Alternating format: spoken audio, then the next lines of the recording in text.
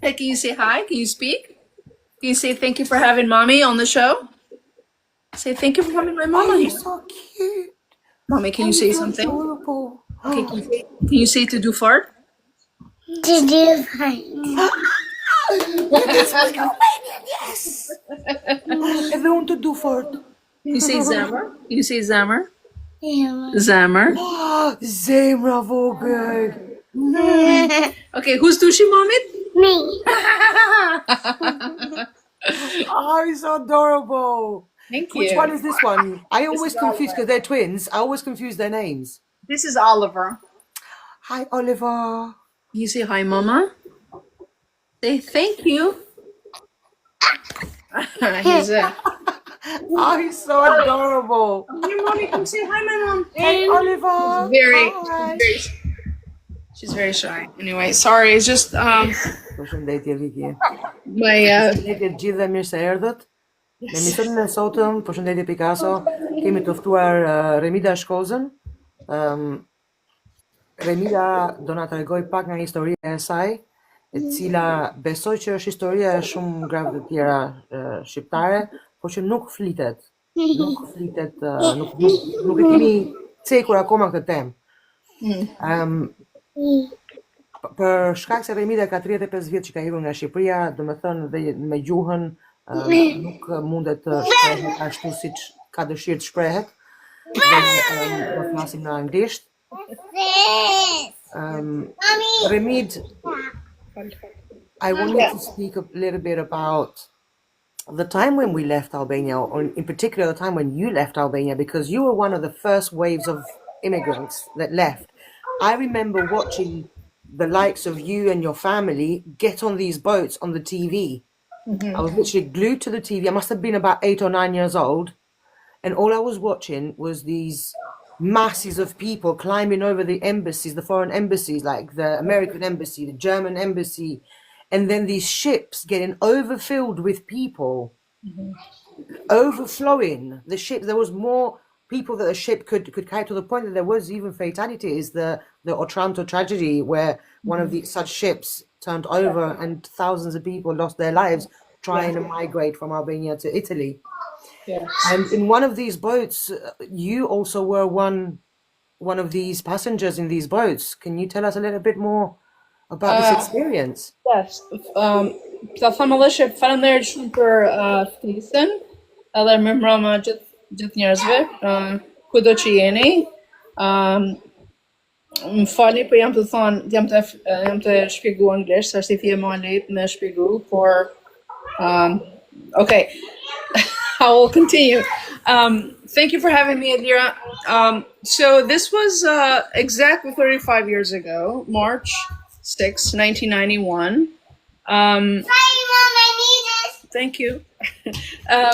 My family actually, so this was our second time we escaped. A lot of people don't know this, but my family and my parents and I escaped in January 1991. We went to Montenegro. We had family members that had hired a man to help them cross the border, and he did the same thing for us. And when we got there, they separated the men and the women. And we didn't see my father for like a week. They had put the men in working camps or whatever, and then we were deported a week later in Shkoza. We came, and my family lost everything, and so they were actively looking. My parents were actively looking to leave the country. It was chaotic. It was insane. It was tanks in the street. I mean, it was like civil war. It was pretty scary at times. We stopped going to school, I remember. And I had several family members that had escaped prior. In fact, my family was interned in '89 because one of my uncles left Albania. And so our family had a very personal experience of what it's like to be punished for wanting freedom, and also having our own personal sacrifice to leave our family members behind. I remember it was the day before Teachers' Day, and so we were preparing the next day to give them flowers and everything, right? And so that's when I come home from school, I learned that my parents were in Durrës, and then my father had escaped in one of those ships. And I don't know if you remember the telegraphs. You were very little. I I still remember them. Yeah, I remember them. A lot of people don't understand that we grew up with absolutely no appliances. Zero appliances. I don't want to get too graphic, but it was very simple living. We eat very seasonally because there was no refrigerators, no microwaves, there's no stoves, there's no proper toilet. Okay, there's no proper showers. Okay, so you know all this, right? And so my aunt, my teza, was a very famous actress in Albania, Violeta Deda at Kopasanen. And she and her husband left with my father, but she had a lot of connections, so my mom was able to get a telegraph to my other aunt in Shkoza the next day, which was like insane because it took like almost a week to like make all these arrangements. And my aunt got my brother and I. She was waiting for us from school, so I came home from school, and the first thing she says to me, "So your father left the country." At 12-year-old, it's kind of like hard to process, and my brother was 7 years old at the time, and then so we got on a van that she had hired, and we went right to Durrës, and they stopped us at the entrance of the city because they were not letting people in because people were trying to basically, I mean, hundreds and thousands, I mean, tens of thousands of people were really trying to push through the city, and it looked like walking zombies. People were just pushing through. There was no room. And coincidentally, we found my mom in a bicycle. She was screaming our name, and I could, it's like I heard my mom's voice, and I said, "Non," and she saw us, and we got on the bike. And my aunt lived in the first building when you enter the city. When you went to Durrës, it was like near the port, so you can see the ships, you can see the noise, you can see the people. And we went upstairs. We got ready, tried to get a bag of food, whatever. I actually have a podcast and I talk about this. And I remember going down that night. It was dark by the time I heard the gunshots. It was pretty scary at 12 years old, still a kid.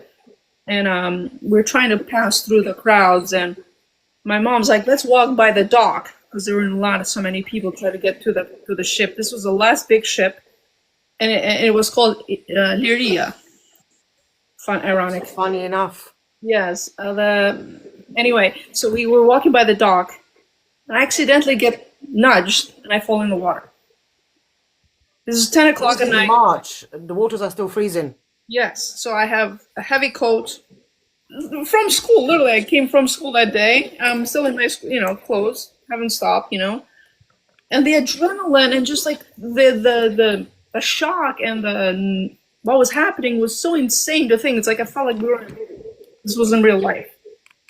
And I fall in the water, and I could hear my mom scream. There were thousands, I mean, literally, like, there's no room. They didn't know if I was alive or dead. And I couldn't scream to her because it was too loud. So I remember closing my eyes and saying, "God, please don't let me die. I'm only 12 years old. I have so much to live." My God, that is scary. It was a spiritual moment. Okay, mommy. This is my life. Oh, okay, I'm coming right there, okay? And so yeah, it took probably 10 minutes for them to find me, and that was very scary. It's okay, mommy. It's okay. I'll clean it up. You're okay. What else? So we got on the ship eventually after they had found me, and I was soaked to the bone.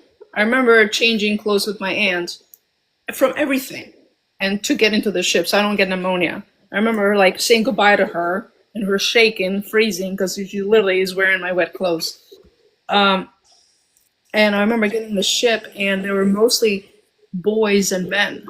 There were very few women, some moms and children, but it was predominantly young men who were leaving because they could leave, and it was an interesting experience. We were on that ship for 60 hours, and I can go on and on and on and explain to you this experience, but it was very traumatic, and it was really surreal. My brother and I got super seasick. I mean, we were throwing up on our mom. I mean, it was just, there was no food, there was no water. By the time we got to Brindisi, I hear you, baby. The ship started to carry water, and so we had to get out of that ship, and they were refusing to let us in because so many people had escaped. And so I remember there was a tugboat who came by, and he says, "Does anybody speak Italian?" Out of the blue, and I said, "I speak Italian." I don't know why I said that. I mean, I remember watching my father translate, and I knew some Italian. I spoke some, and as a kid, you get excited, and it's just like, it's almost impulsive. And he's like, "Tell everybody, calm down. We're gonna come get you, and I'm gonna get you first." I said, "Okay." My mom's like, "What just happened?"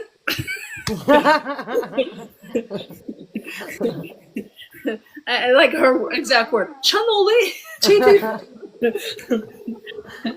I was like, "Oh yeah, Mom, I speak Italian. Since when?" I was shocked to her too. Yes, and I told her, and I told everybody. And as soon as they came to get me out, they were just coming towards us. And so I remember, like, my brother came out, and then my mom. And as soon as my mom was trying to get out, they were grabbing her, and her shoe fell. So my mom didn't have shoes for like days because they grabbed her shoes. And we got into the tugboat, and the tugboat took us to the dock where there were literally thousands of people sleeping outside in the dock. I remember they were taking the mothers and the children into a warehouse, and we spent the first night there in a warehouse, and it was pretty rough. I mean, it was cold, it was wet, it was intense. There was like sounds everywhere, ambulances everywhere. I mean, it was just overwhelming. It's like 24 hours before that, I was literally going to school, and now I'm like in a warehouse in Italy, you know? Yeah, that's mind-blowing. As a 12-year-old, that must have been so traumatic. It was pretty intense. It was, and this whole time we wanted to find my dad, which we didn't know where he was. And so my mom's like, we're not, that's our focus. And also, one thing that I want people to be mindful of, as a 12-year-old girl who were about to hit, who's just hit puberty, you still think like a child. You don't think like a young woman, because in your mind, you're not. So you trust everybody. And my mom's like, we're not trusting people. Just because somebody says, go this way, we're not going that way. And that was like very eye-opening, almost, because it's like when you see people from your country who speak a language, you're like, oh, these are my siblings. These are people that I can trust. And no, I mean, these were like, it's almost like a tamed animal who had literally been in a cage for 40-some years. And now it's like, I remember seeing these young kids, young boys in the streets of Brindisi, just, they had never seen anything like that. It was just surreal. People were stopping in the street, giving us food, giving us hugs, praying for us. I mean, they welcomed us with so much love. A lot of people don't know this in the beginning, because it was so fresh, it was so pure. It was emotional for the Italians too, because we hadn't been able to communicate with them. And that's when slowly things were shifting as we got more exploited and things like that. But in the beginning, it was really beautiful, profound. I still have connections with people in Italy from that time, actually, that I maintained, and who I went to visit actually 10 years ago in Italy when I was looking for them. But that experience really shaped me, because people don't understand what it's like to be a refugee and an immigrant until they walk in those shoes themselves. And especially a child refugee, it's when you see so much intensity, it almost like it's tattooed in your mind. And when you see images years down the road with other people going through it, it's reliving that trauma. Yeah. It doesn't go away. I mean, I was safe, but I almost died. Yeah. My mother almost lost her child. Like, as a parent now who have my kids, as you saw earlier, I can't imagine being in that position. I cannot imagine having to worry if my child died or not, if they're alive or if they drowned or whatever. And I just have to hold out that space right now for all those moms, specifically all those moms who travel with young kids. People have no idea what it was like and the courage it took. And just the pure sheer faith in God that they're not going to drown, because people did drown. A lot of people drowned. A lot of people drowned. And people still continue to drown when they leave other countries and, you know, other situations. And I tell people all the time, until you're in those shoes, do not judge why people leave. No parent will ever put a child in any of that kind of situation unless it was super necessary.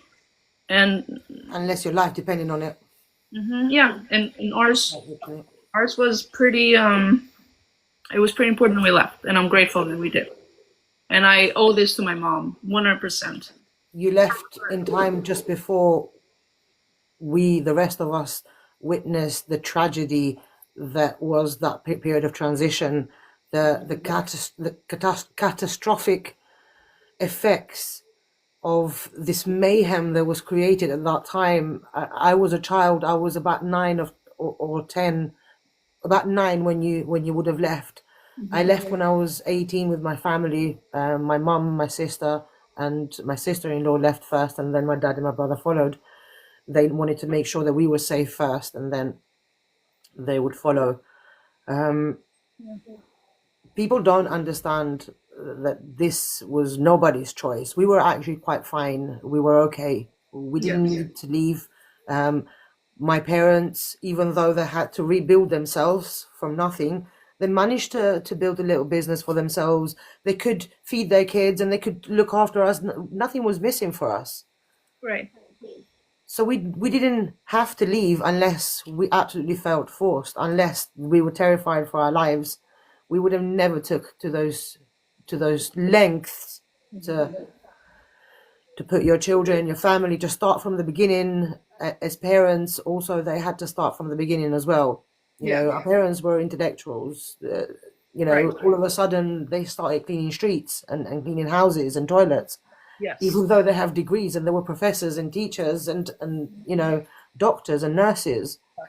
All of a sudden, none of this matters anymore. You're just a refugee who is not worth anything. So you're going to have to rebuild yourself from scratch. And in most places, you were only given the choice of being a cleaner or working in a building site. Yes.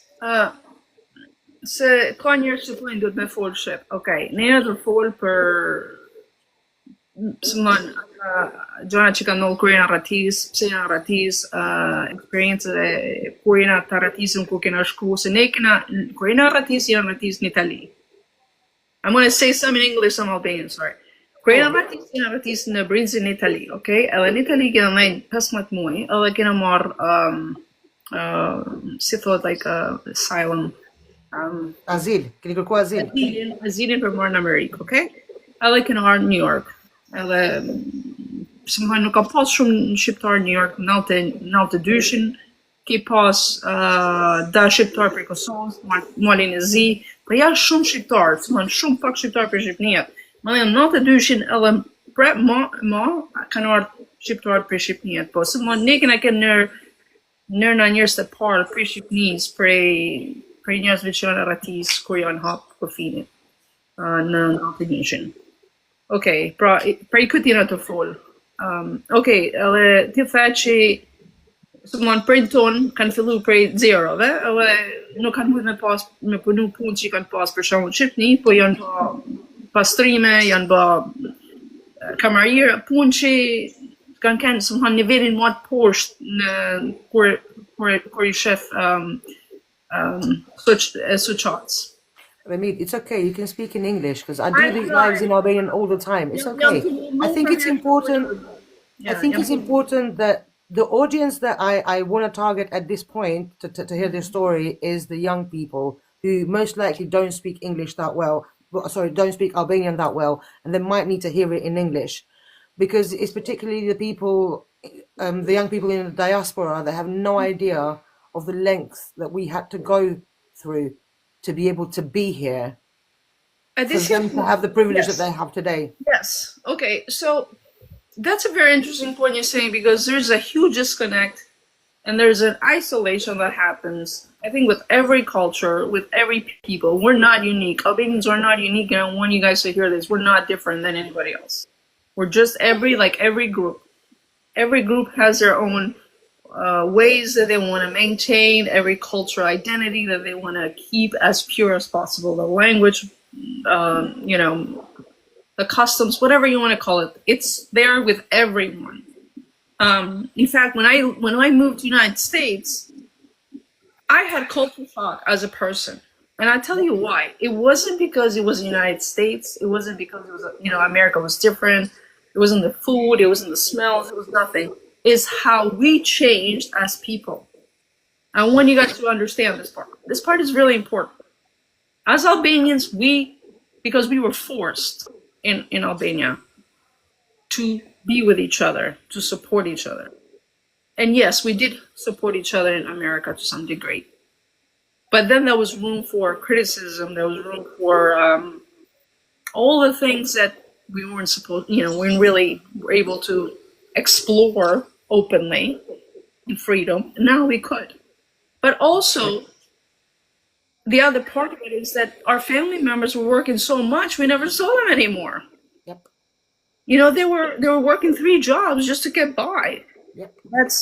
There is a difference. Somebody asked, there's a difference between a refugee and immigrant. It's 100% true, because an immigrant doesn't have the refugee experience, but a refugee can have the immigrant experience. So those are 2 separate things. Yep. One can immigrate to, and have a complete amazing life and not have a problem.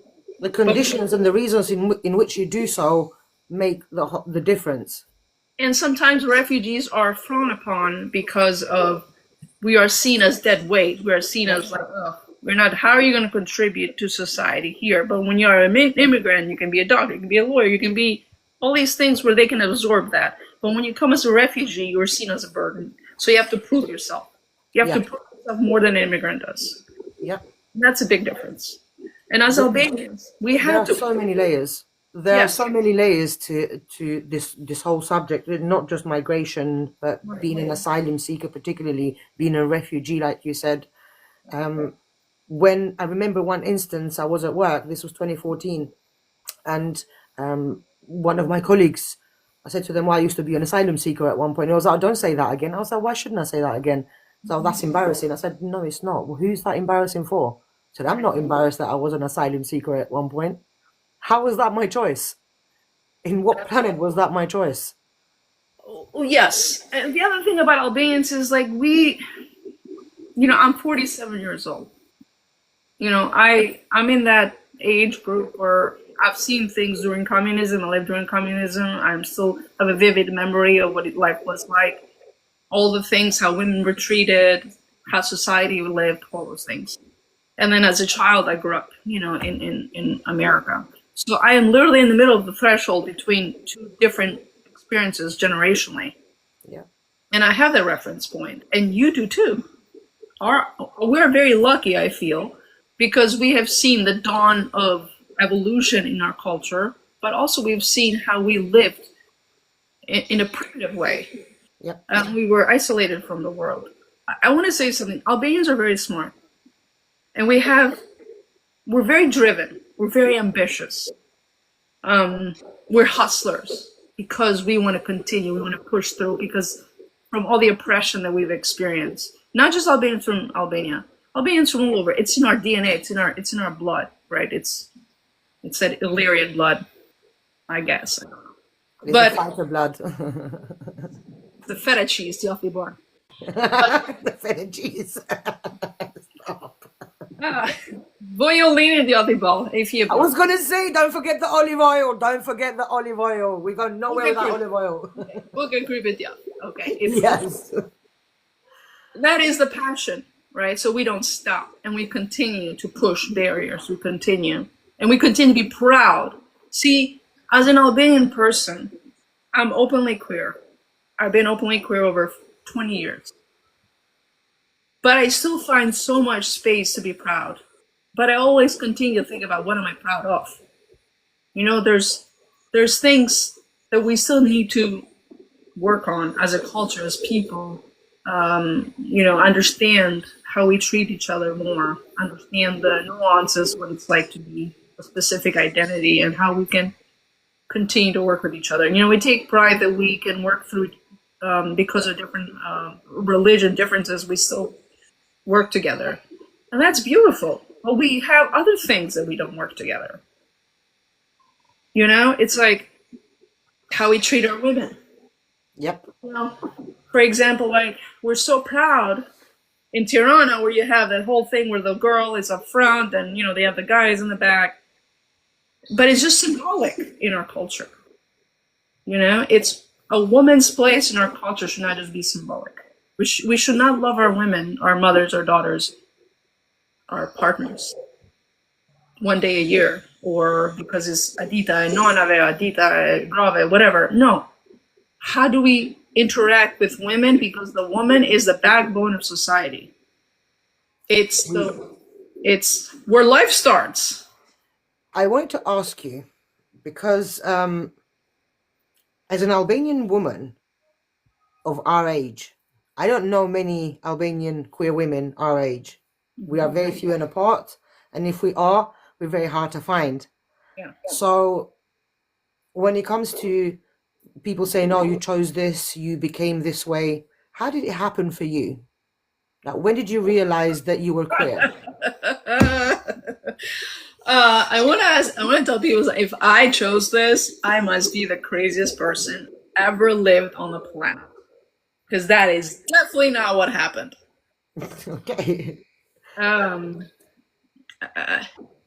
My relationship with queerness is very interesting, because when I was growing up in Albania, you hear the word pederast, pederast, pederast, but you don't know what that means. Yep. It has a negative, it's almost, it's a dirty word, it's a heavy word, it has so much heaviness. Well, it should do, because it refers to the love between a grown man and a child boy. That's right. So it should do, but it is taken completely out of context, and people use it to call every queer person. It's to hurt people. It's cause hurt. Basically, it's emotional. It's emotional violence. That's what that is. Yeah. That word causes. And so when I was a kid, I would hear it and it would just freak me out, because I would hear stories about people being in jail because they were gay. But I didn't know what that was. I didn't know what that meant. I didn't really have an awakening, because I didn't understand what it was until probably into my late teens, where you start having crushes on people. You don't understand, what it is. I grew up very Catholic. And you don't date. You find somebody, your parents find you somebody, you get married, and that's it. That's the end. But I was very lucky in a sense, because my mom wanted me to have my own choice. It's to find my own spouse. She and my father fell in love. They were not arranged. So why should you have that? So she was very, very, very instrumental in me actually having a voice in her own way. It wasn't like, I don't want to like pretend it was like phenomenal, but it was powerful, if you understand what I'm saying. And it wasn't until I got married the first time, when I was 22, that I started to realize that I have these feelings, and it's not fair. But then I have my family to deal with and all these things. So I basically disconnected from my family emotionally. They lived in New York and I lived in a different state. It was like 9 hours away, and I asked my husband for a divorce, and I said, this is what's happening, and he was supportive, and I need to look into this. I need to investigate this, because I'm still in my 20s. I used to pray to God, growing up Catholic, when people say, is this situation? And I would say, please take this away. By the time I turned 25 years old, please take this away, because as a trained Albanian woman, you're like, I want to have kids, and I want to have this, and I want to have that, and you look at your cousins, your aunts, and your family. You're like, they all have spouses. That's the life you're projected to have. That's expectation. Well, that's my expectation. Right. That's like all you know, and most of the people I'm with are straight people. So these people are sick, or they perceive they're sick. There's something wrong. You are a defect. I'm telling Therefore, you, there must be something wrong with you, and you start to look at yourself. Maybe I'm sick. you start to internalize all that, and so it started causing a lot of mental health.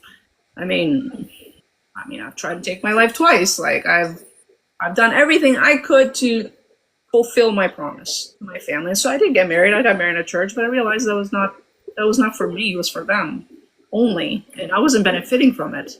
And it wasn't fair to anybody around because it felt theatrical. It felt like It was fake. performative. It felt performative.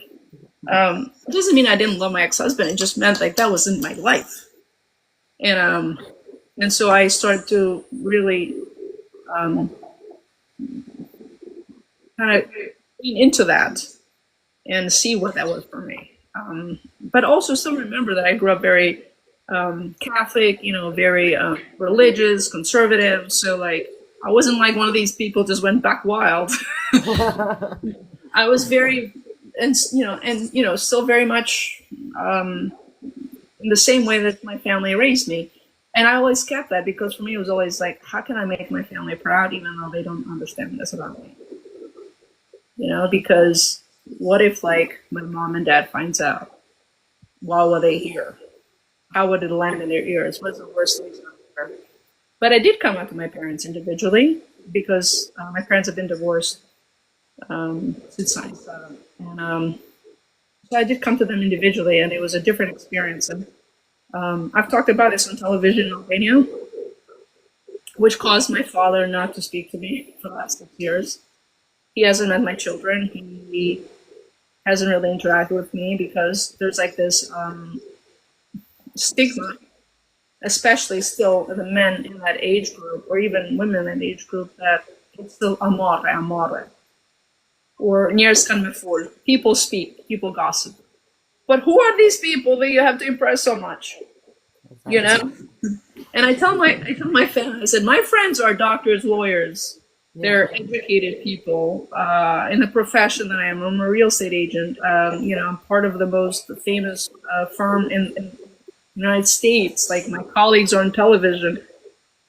I have wealthy clients. Like success-wise, I've made it. Like, what is the problem here? Yeah. This is what you wanted from How me. do you have to prove yourself to show them that who I am?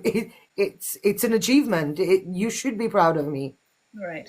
So, and like the reason you and I met, for example, is because I started Sofra, and I wanna talk just to touch base a little bit about the isolation piece. When you don't hear your language spoken with someone that you love, I don't think people understand the hole you have in your heart, the emptiness you have in yourself, because that's part of your identity. That's the language that you learn how to communicate as a human being. That's your mother language. And when you don't have that with another human being, I'm not saying they have to be your partner, but like just you and I are talking right now, Yeah. it is profoundly empowering. There's so much emotion attached to it. Yes. And so during COVID, I sat down and I said, I want to find other people like me because I know they're there. I'm not the only one. And we're going to call it Sofra. Everybody's welcome.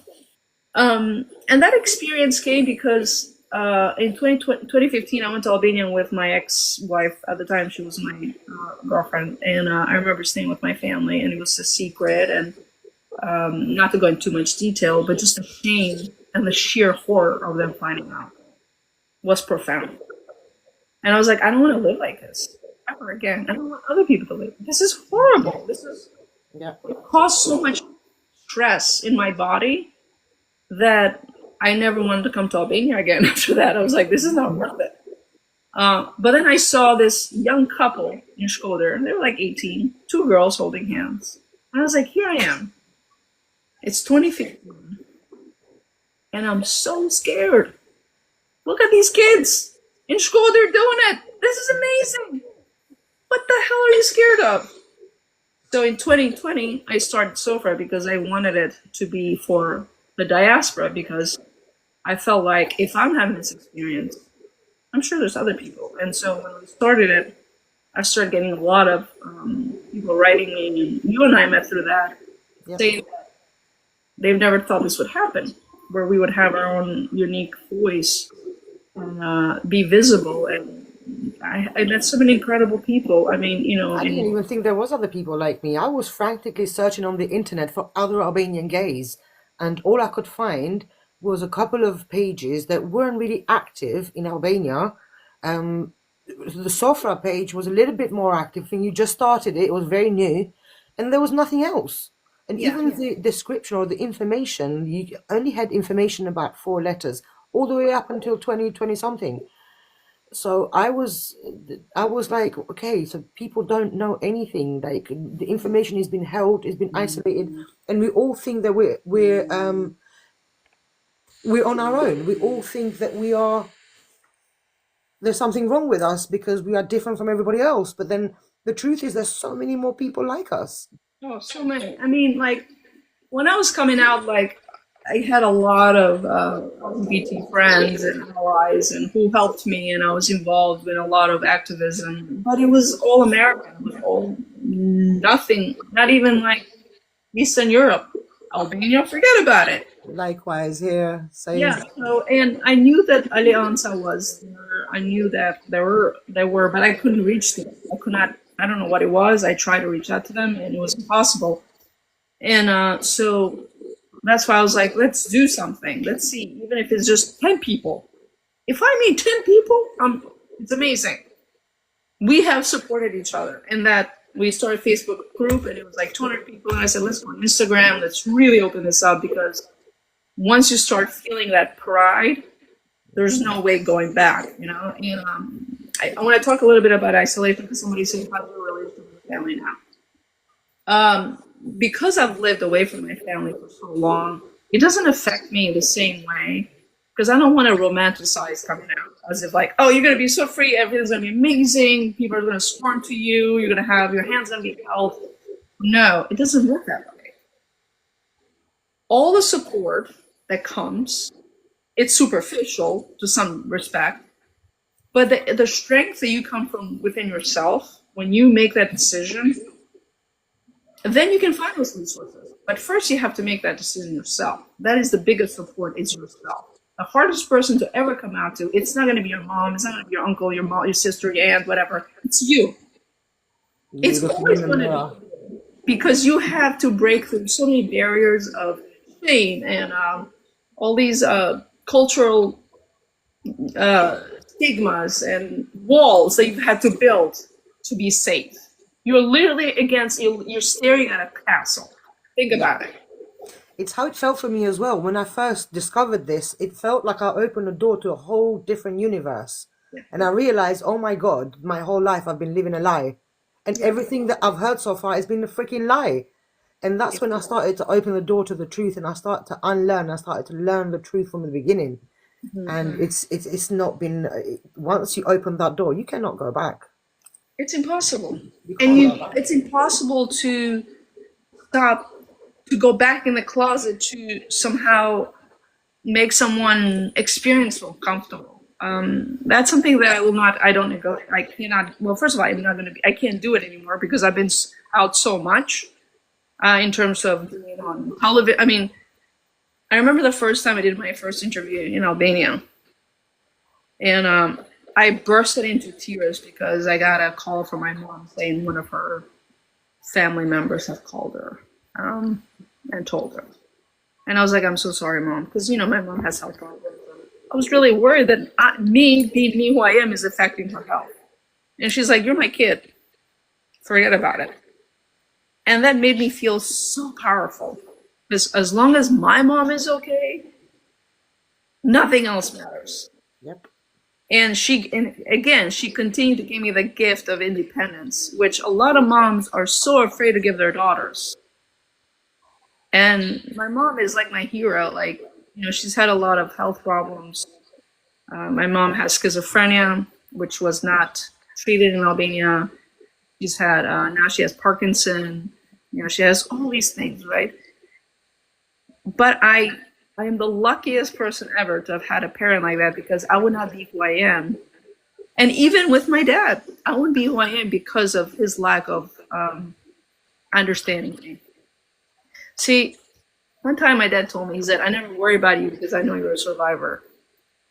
And I said, because I have to. It wasn't like a choice. I was like, I'll pick Dora. Get up one morning and I thought, yeah, I would have picked the hard life because I want to be a fighter and a survivor. Yay! Yay for If me! it was up to me, I would have chosen the soft life, you know, a princess somewhere, you know, if it was my choice. Yeah, I mean, there's definitely there's definitely a lot of mourning around grief around not being included, I think. I know people talk about it like, yeah, but your friends are family. Yes, it's true, but so is your family. And I don't just erase that, because as people who come from a culture as old as that, you know, as Europe is, or as our country is, that matters to us. Our sense of belonging depends on our roots, our culture, our community, our language. That's important to us. And this is why Sofro has been so, I think, instrumental. It's because when we bring in that element of our language, our customs, the love that we have for our country, or Albania at large, those things matter. It's almost like there's this wound that is never going to close, because, like you said, even if we had chosen it, but we didn't choose it. But even if we had chose it, my head is always going to look back to where I was born and where I was raised, to where my memories as a child were, for as long as I live. And there's always going to be this unfilled emptiness inside of me, because I have never felt joy the way that I felt back home. Yeah. Like, I felt joy elsewhere, but when you feel that joy, when I held my partner walking the streets of Tirana, for me that was an epic moment. Yes. An epic moment. When I waved the flag in Pristina, that for me, it's the 3 days of Pristina Queer Festival. I cried. I've cried those streets of Pristina up and down for 3 days straight, from the airport all the way to Bubble and everywhere else that we went.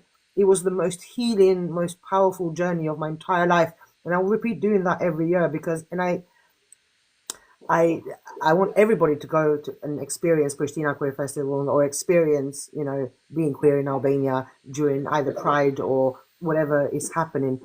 Well, you and I are going to experience that this year together. We are together. We're going for Pride. We're going to march for Pride, and in that moment when you march in your own streets, and the way that I was shouting, I have no fear, in that moment I felt invincible.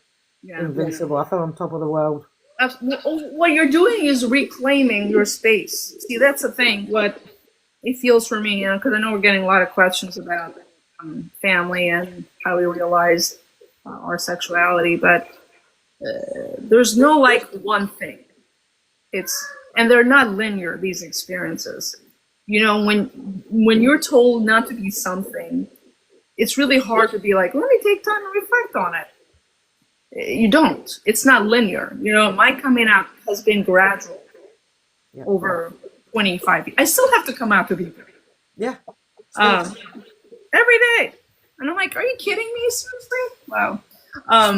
But you basically, when you're talking about like going to Pride, it's about reclaiming the space in our culture, physically, emotionally, psychologically, spiritually. It's empowering, because it's not just about, you know, waving a flag and, you know, no, it's waving a flag in your motherland. Right, but it's not just like, oh, but you're an immigrant. Same language as you. You're an immigrant. You don't have the same issues that we have here.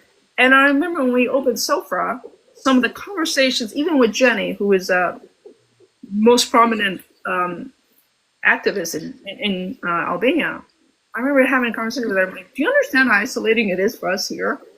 I'm like, there are people born in America, born in the United States, who have written me and say, I cannot believe this is happening. I've never thought I would be able to come out to my family or be out. I literally lived 2 lives. Yeah. I was like, I know the feeling. And um, so when you go to Albania and you reclaim that in the motherland, it's where your grandparents were born, or your parents, or even you, but whatever that connection you have with it, it is when it's like going to when the Muslims go to Mecca, or Yeah, when literally. it's literally it's our Motherland to me is my Mecca. Is where I yeah, turn it's to. like spiritual. It's like a spiritual journey. It's not about Spiritual just connection. sexual identity. It's about a spiritual journey, going back and being like, okay, I am fully seen here. I fully belong here. I am an anchor in this place. Because then we can help each other out in the diaspora. But it's really that passage. And for me, even though I've been out for 25 years now, and I've been to Albania 4 times since I left, since '91, I've yet to have that experience, believe it or not. Listen, this year you're gonna have that experience. I'm certain of it, and you're gonna love it. And it's gonna be just so healing, just for your soul. Your soul needs it. Yes, and I cannot wait to take my kids there one day. They have their own fans. Oh, quick question. Speaking Yeah. of the kids, you had your children when you were in a lesbian relationship. Yes, when I was married to their mother. The question that I get the most You is, see how the do women have children? you see that rainbow flag? I love it. Yeah. I How absolutely do love women it. have children? Well, how anybody has children. I mean, some we use natural methods, and some we use the medicine, science. It's not that difficult to really understand and comprehend. Like even straight people use science to have children.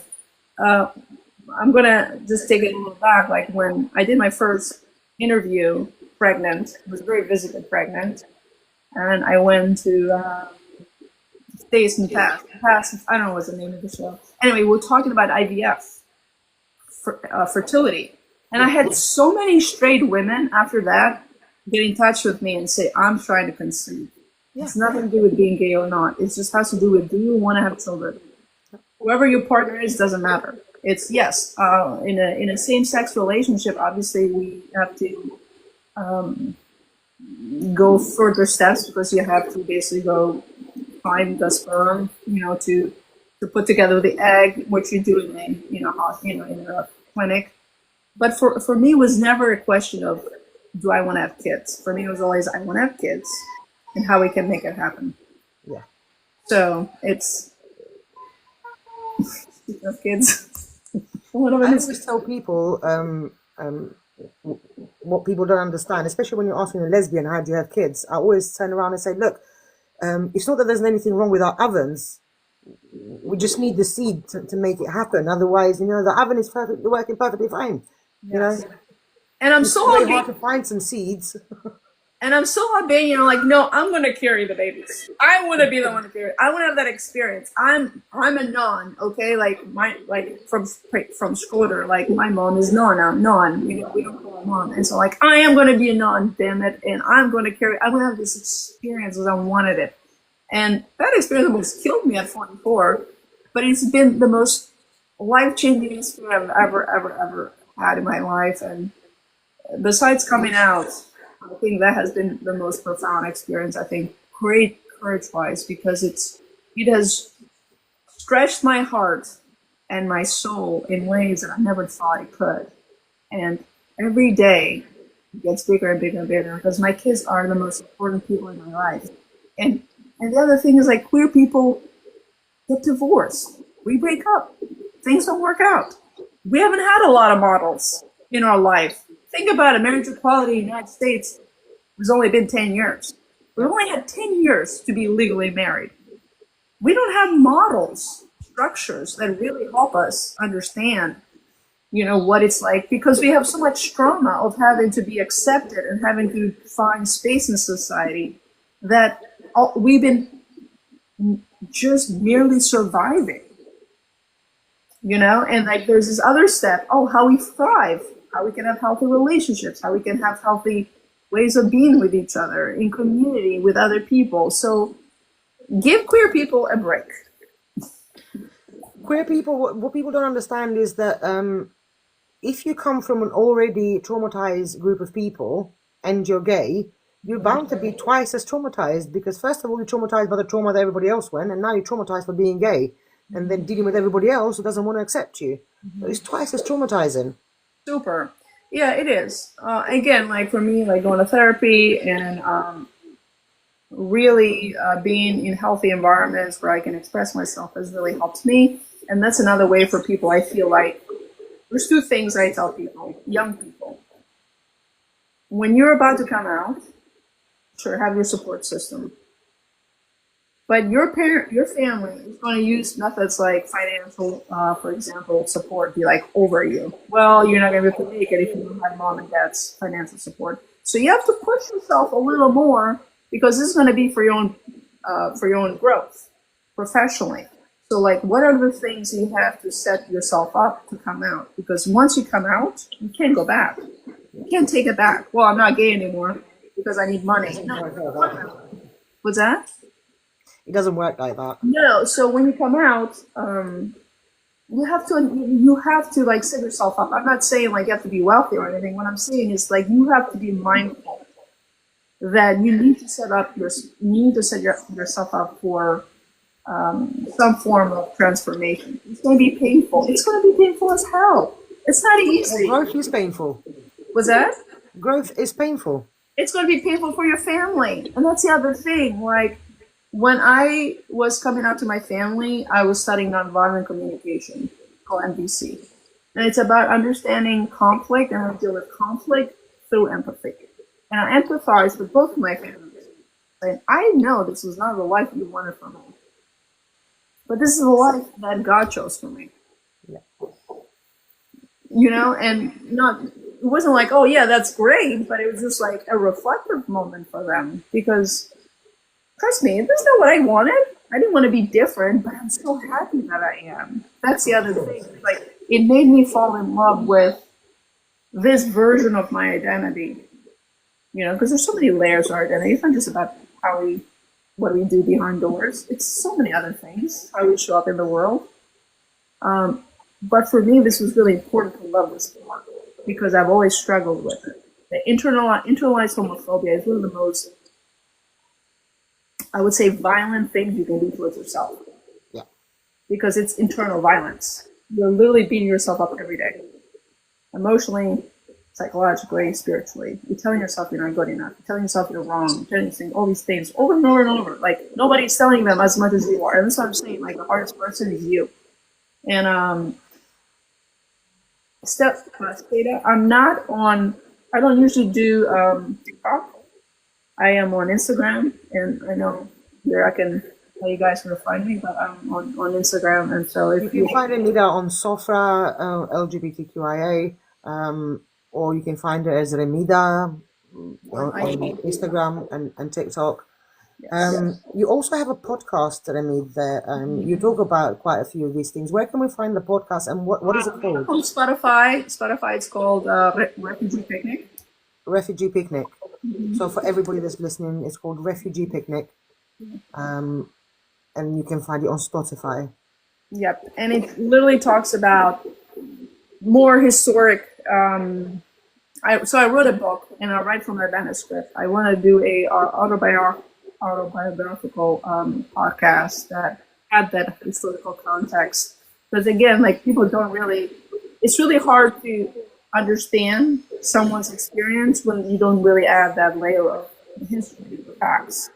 And so I have a bit of, at the end of each episode, I break it down about the context of the history or what's happening during that time. Just to educate people, because even people my age group who didn't go through that, they don't know what it was like. They're like, almost like, kind of like a very far memory. It's like, oh, we don't want to think about that part of our history. Albanians don't really want to talk about the past. Especially like my parents' generations. They're like, yeah, no, we don't want to talk about it. It doesn't exist. And it's like, you're being dramatic. You want to talk about it. I'm like, no, we need to talk about it because that's part of our history. That's part of the things that... It absolutely must be talked about. It needs to be documented. It needs to be not forgotten, because the worst thing that we could do is forget our history. We're going to end up repeating it again. And this is why I'm doing this podcast, this show, on this live show on TikTok, This is the reason why, because I want us to remember. I want us to remember. I don't want us to forget. I don't want us to forget. No. And this is a gift to our kids. Like for me, like my podcast, it's a gift to my children because they'll get to hear my voice when they're older. They get to hear about my mom more. And as they get older, the things that they'll miss as children hearing it, as adults, they'll hear more about those. And so I really want to instill in them empathy and understanding and curiosity about someone else's experience and what people experience, why people come from different places and how that has changed them. So as much exposure to the human experience for them, I think the better human beings are going to be. Also, what's important is that everything that we do it for the next generation. Everything that we do, all the work, the activism, the visibility, the creating tables for people to sit round, telling our stories, making sure that we change and break those toxic cycles. We're not doing this for ourselves. We're doing this for the next generation. We're never going to see the fruits of our labor. Our kids. We're doing this for the younger. We're doing this for the little person inside of us who never thought this could be happening. But that is a small part of the picture, like you said. We're doing this for the future generation. But I do want to honor the person inside of us because that little girl or little boy or little person never thought this would be possible. And so, we're not, I don't see us being heroes. We're just like stepping stones.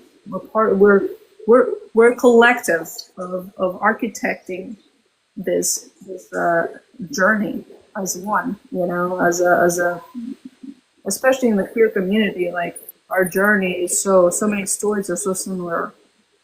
Yes, unique in their own experience, but there's the voice is one voice. And it's not just queer people, it's people with different identities that have been invisible, have been pushed away, have been discarded, have been told that they're less than. And I feel like we do a service to each other in that respect. We absolutely do. Rremida, thank you so much for coming on the show. It's been an absolute pleasure as always. We're going to have more episodes with Rremida in the future where we can talk other things. Maybe we can go into more details or maybe have a round table. And thank you for being so patient with my kids. I know they're... they're absolute angels. Also, we have to make space for parents. Like, we are parents. So there's nowhere we can put our kids. My kid is making noise in the background. And as much as I want to go and strangle him, there's nothing I can do. Yeah, my baby sort of called out right before you and I got on. I'm like, okay, let's see how this goes. My kid is 20. I shouldn't have to tell him 3 times. Well, Charlie was like, Mom, I peed in the floor. And I'm like, oh my God, I'm in the middle of doing a live, but great. We're potty training, just so we know. We don't live like animals, we're potty training. Oh, bless him. I'm not running a farm, I promise. Oh, bless them both. Thank you so much, Rremida. Thank you for a lovely evening tonight. And thank you, Faleminderit për të njerëzve që I erdhën, and faleminderit për kohën që ti që bën për këtë gjë, që investon për komunitetin tonë, edhe dashurinë që ke, forcën, intensitetin që ke ti, se më thonë gjëra që ti ke që bjen. We are very lucky to have you here. I want everybody to understand this. Thank you so much. No. We're very lucky because your passion supersedes all hate.